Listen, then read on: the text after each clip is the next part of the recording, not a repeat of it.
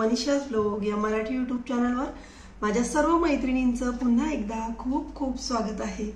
तर फ्रेंड्स, रोजच्या धावपळीच्या जीवनामध्ये आपण रोज घरातले कामं करतो, अगणित कामं असतात आपले गृहिणींचे, जे कधी संपतच नाही आणि त्या धावपळीत आपण स्वतःकडे लक्षच देत नाही। तर मला तरी वाटतं की या धावपळीतून, या रोजच्या कामांतून आपण स्वतःकडे लक्ष दिलं पाहिजे। स्वतःचं एक स्किन केअर रुटीन, एक हेअर केअर रुटीन पाहिजे असं मला वाटतं। तर मी काय करते फ्रेंड्स, जेव्हा जेव्हा हिवाळा सुरू होतो ना, तेव्हा एक ऑइल बनवते, जे की आज मी तुमच्यासोबत शेअर करणार आहे आणि स्किनवरती तेच वापरते। कुठलीही क्रीम किंवा कुठलंही एक बाहेरून मी काहीच आणत नाही कॉस्मेटिक जास्त, आणि ते अप्लाय करत नाही चेहऱ्यावरती, फक्त हे ऑइलच मी लावते। तर ते कसं बनवायचं हे मी तुम्हाला आज या व्हिडिओमध्ये सांगणार आहे। त्याचबरोबर मी एक सूपची रेसिपी पण तुम्हाला या व्हिडिओत सांगणार आहे। आता कसं हिवाळा आहे आणि हिवाळ्यामध्ये ना वेगवेगळ्या प्रकारचे सूप हे शरीराला खूप पौष्टिक असतात। तर आज आहे ना मी ड्रमस्टिकचं म्हणजे जे आपलं शेवग्याच्या शेंगांचं सूप मी तुमच्यासोबत शेअर करणार आहे। चला तर मग व्हिडिओला सुरुवात करू।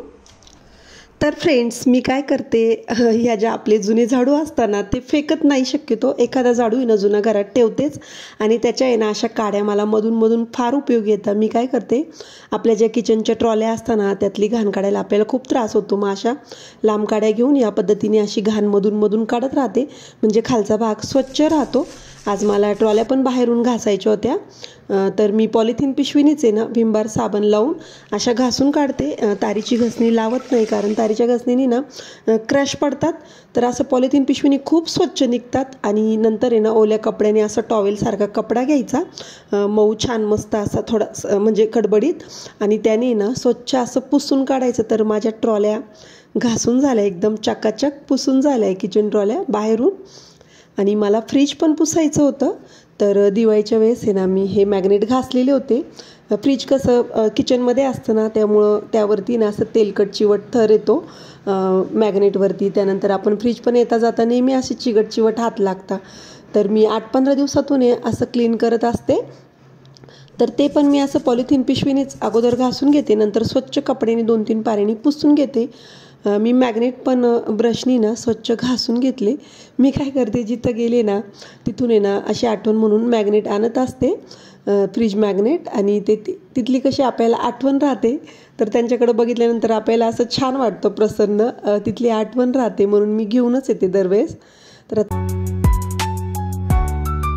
माझं आहे ना कोकोनट ऑइल संपलं होतं केसांचं किंवा चेहऱ्याला लावण्यासाठी मी थंडीत जे बनवून ठेवते, जे तुम्हाला मी सांगितलं, तर ते पण मला आज बनवायचं होतं। माझी सकाळची क्लिनिंगचे कामं सर्व आटपून झाले, आणि हे बघा मी ह्या 4 वाट्या आणि एक तुकडा घेतला आहे खोबऱ्याचा, आणि तो भिजत ठेवला।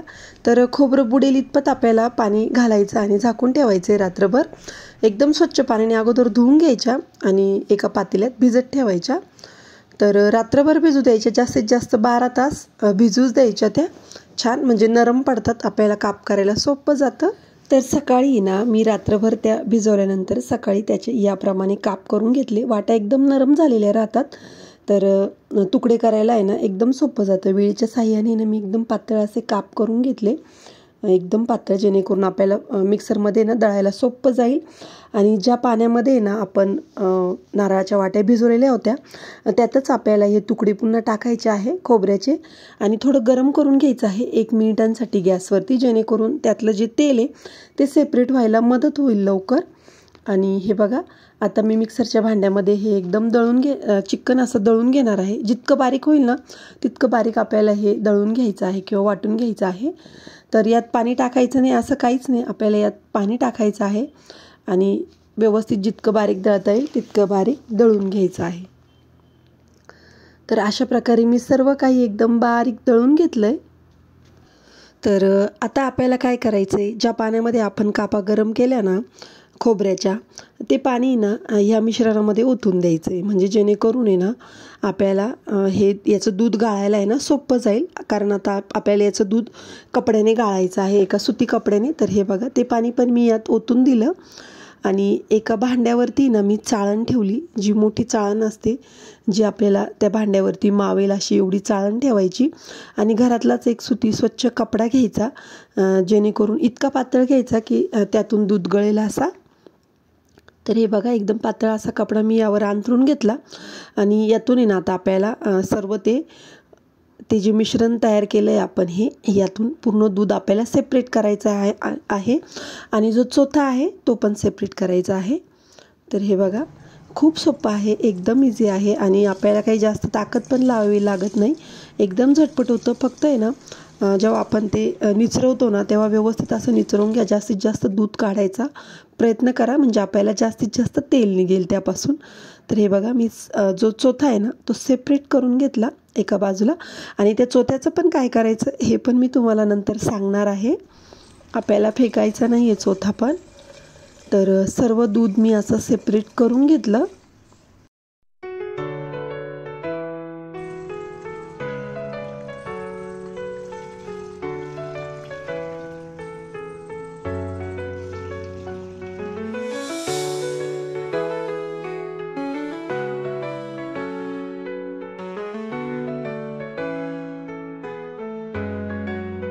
तर हे बघा एवढं दूध निघालं आहे आणि बघा त्याची कन्सिस्टन्सी कशी आहे तुम्ही, तर एकदम असं दुधासारखंच दूध हे आहे।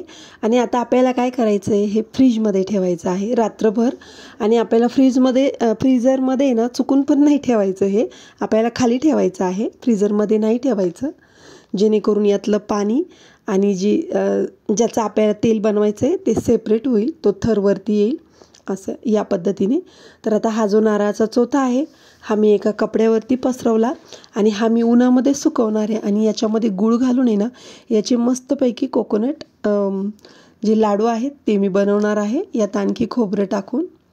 तर हे बघा दुसऱ्या दिवशी सकाळी तर एकदम छान अशी साय आली आहे पूर्ण।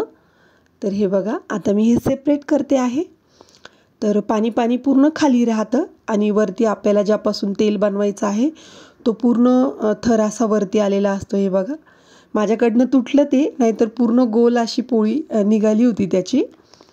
तर हे बघा तर सर्व मी असं काढून घेतलं एका भांड्यामध्ये, ज्या भांड्यात आहे ना आपल्याला तेल सेपरेट करायचं आणि ते थोडं जाडबुडाचं पातेलं किंवा कढई घ्यायची, लोखंडी कढई घेतली तरी चालेल, एकदम छान। तर हे बघा आणि ते जे पाणी आहे ते थोडं चिकट होतं तर ते एखाद्या झाडाला टाकलं तरी चालेल। आता हे ना असं हाताने थोडंसं फोडून घ्यायचं व्यवस्थित आणि गॅसवरती ठेवून द्यायचं।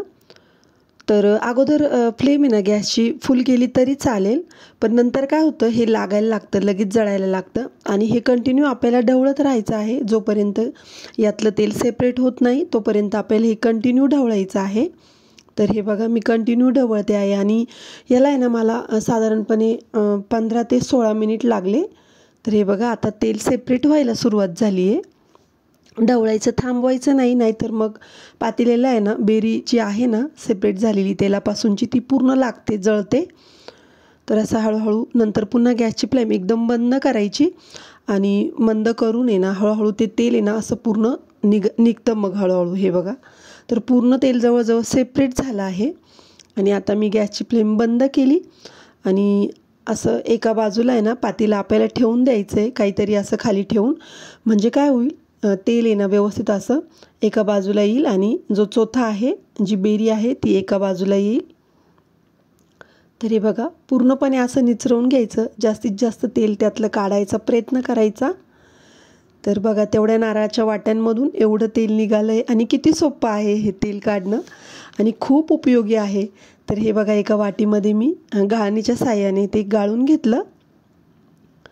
तर आपल्या हातांना, केसांना, त्यानंतर स्किनला, चेहऱ्याला हे बघा असं हाताला ती जी बेरी ना त्याच्यात खूप तेल असतं, तर तुम्ही पूर्ण अंगाला, लहान मुलांना सुद्धा जरी ती बेरी चोळली ना आंघोळीच्या आधी तरी चालेल आणि नंतर फेका त्यातलं पूर्ण तेल काढून।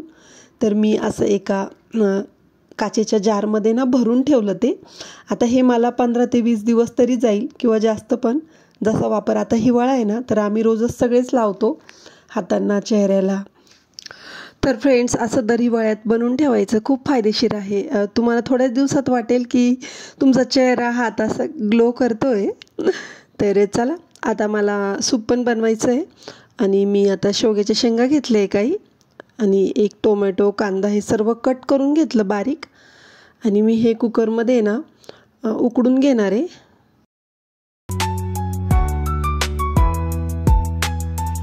3-4 लसूण पाकळ्या टाकल्या सोलून आणि 1 इंच आल्याचा तुकडा बारीक कापून टाकला। शेंगा बुडतील इतपत पाणी घातलं आणि चवीपुरतं मीठ घातलं आणि कुकरच्या आहे ना 2 ते 3 विसल आपल्याला काढून घ्यायचे आहे।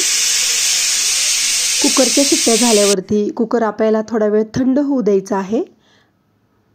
तर थंड झाल्यानंतर आहे ना ज्या शेंगा आहेत किंवा जे शेंगा टोमॅटो कांदा हे आपल्याला मिक्सरच्या भांड्यामध्ये ना एकदम थंड करून एकदम बारीक असं वाटून घ्यायचं किंवा फिरवून घ्यायचं दळून एकदम। तर हे बघा जितकं बारीक वाटता येईल ना तितकं बारीक वाटायचं। तर यात वाटताना वरतून पाणी टाकलं तरी चालेल, तर आपल्याला किती घट्ट पातळ पाहिजे त्यानुसार कमी जास्त पाणी टाकू शकतो। तर मी एकदम बारीक असं वाटून घेतलं आणि शेंगांचा गर आहे ना सेपरेट व्हायला मदत होईल म्हणून मी पुन्हा त्यात पाणी घातलं। तर हे बघा, तर असं पाणी घालून आहे ना आपल्याला ढवळून घ्यायचं आणि एका भांड्यामध्ये ना भांड्यावरती चाळण ठेवायची आणि त्यातून हे चाळणीने गाळून घ्यायचं। तर मी आहे ना सर्व चोथा आणि शेंगांचा जो गर आहे तो असा व्यवस्थित सेपरेट करून घेतला।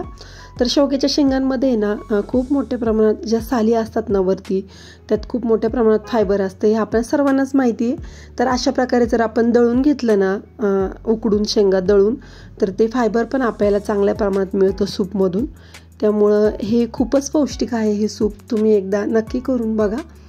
तर हे बघा मी असा पूर्ण चोथा हा सेपरेट करून घेतला, पूर्ण गर काढून घेतला।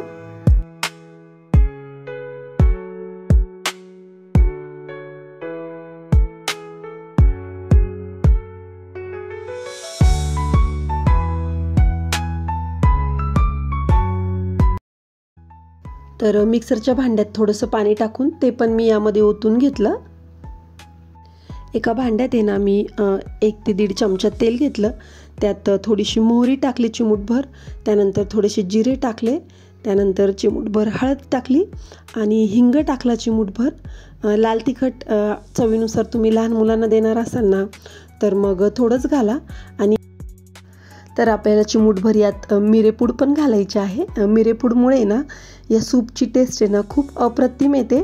तर कुठल्याही सूपमध्ये ना टोमॅटो सूप असो भोपळ्याचं सूप असो मिरेपूड ही आवर्जून घालायला पाहिजे। तर तिचे फायदे तर आपल्या सर्वांना माहीतच आहे। मिरेपूड ही कफ शामक असतात मिरे, त्यानंतर भूक वाढायला पण मदत होते। तर मी वरतून पुन्हा थोडंसं मीठ टाकलं आणि थोडं पाणी पण ॲड केलं। तर मी उकडताना पण मीठ टाकलेलं होतं, पण चाखून पाहिल्यानंतर मला थोडं आणी वाटलं म्हणून मी पुन्हा मीठ घातलं। तर गरमागरम असं सूप हे आपलं पिण्यासाठी रेडी आहे। साधारणपणे मी 2च मिनिट फक्त उकळवलं, तर वरतून कोथिंबीर सर्व केली। तर बघा छान असं आपलं सूप गरमागरम शेवग्याच्या शेंगांचं पौष्टिक असं सूप हे तयार आहे। तर तुम्ही पण नक्की ही रेसिपी ट्राय करा, खूपच फायदेशीर आणि खूप पौष्टिक आहे शरीराला। तर फ्रेंड्स व्हिडिओ आवडला असेल तर शेअर करा, लाईक करा आणि माझ्या चॅनलला सबस्क्राईब करा। पुन्हा भेटूया एका नवीन ब्लॉगसोबत, तोपर्यंत धन्यवाद, बाय बाय।